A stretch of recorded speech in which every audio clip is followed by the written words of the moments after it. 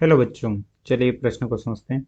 दो उपग्रह ए व बी एक ग्रह के चारों ओर क्रमशः 4r व r त्रिज्याओं की वृत्तीय कक्षाओं में चक्कर लगा रहे हैं। यदि ए का वेग 3v हो तो बी का वेग होगा 12v, 6v, 4v/3, 3v/2।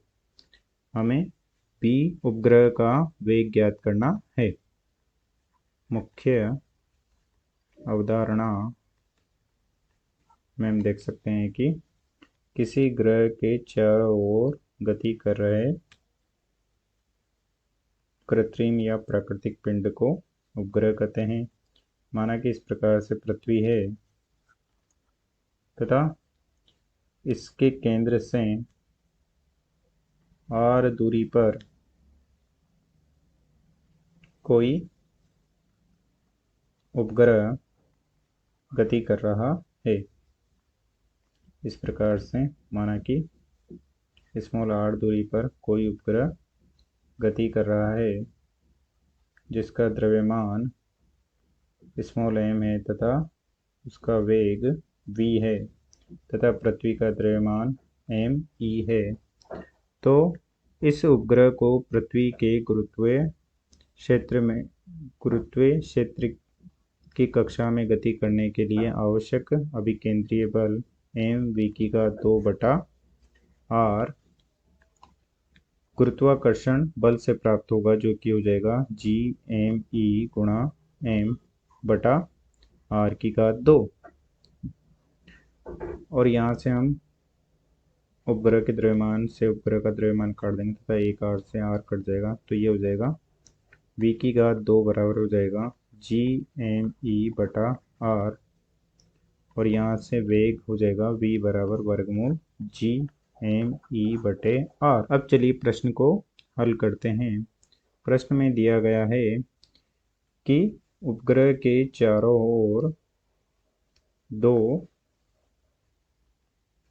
उपग्रह हैं, जो कि एक उपग्रह A है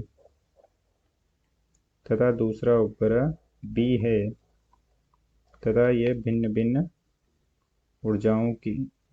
त्रिज्याओं की कक्षा में गतिमान है। उपग्रह A है जो 4r की कक्षा में गतिमान है तथा उपग्रह B है जो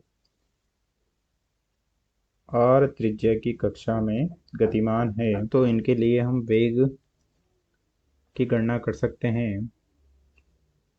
उपग्रह A के लिए वेग हो जाएगा वर्गमूल Gme/4r। परंतु हमें उपग्रह A के वेग v का मान दिया गया है, जो कि 3v। तो हम लिख सकते हैं कि 3v बराबर हो जाएगा वर्गमूल Gme/4r। और यहाँ से हम इसे लिख सकते हैं कि ये हो जाएगा 3v बराबर 4 को हम बाहर निकाल देंगे, तो ये हो जाएगा 1/2 वर्गमूल Gme/r। और ये हो जाएगा 6v बराबर वर्गमूल Gme/r। अब चलिए उपग्रह B के लिए ज्ञात करते हैं, जो कि v' बराबर हम लिख सकते हैं कि हो जाएगा Gme/r, क्योंकि उपग्रह B r त्रिज्या की कक्षा में गति कर रहा है। तो v' बराबर हम यहाँ से सीधा लिख सकते हैं कि वर्गमूल Gme/4 है 6v। तो v' उपग्रह B के लिए वेग कक्षीय वेग हो जाएगा 6v। अब चलिए प्रश्न इस प्रकार हम दिए गए प्रश्न को हल कर सकते हैं। अतः दिए गए प्रश्न का सही उत्तर है विकल्प बी 6v। आशा करते हैं आपको समझ में आया होगा। धन्यवाद।